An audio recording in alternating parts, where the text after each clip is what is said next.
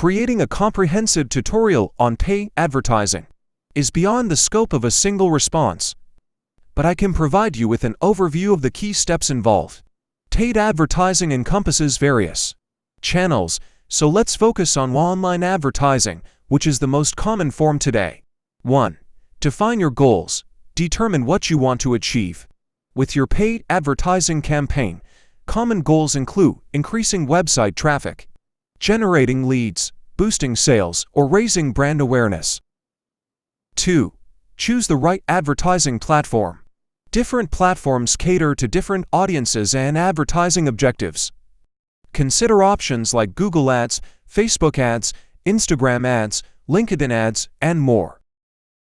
3. Keyword research for search ads. If you're using Google Ads, research relevant keywords that your target audience might use to find your products or services. 3. Point of paid advertising.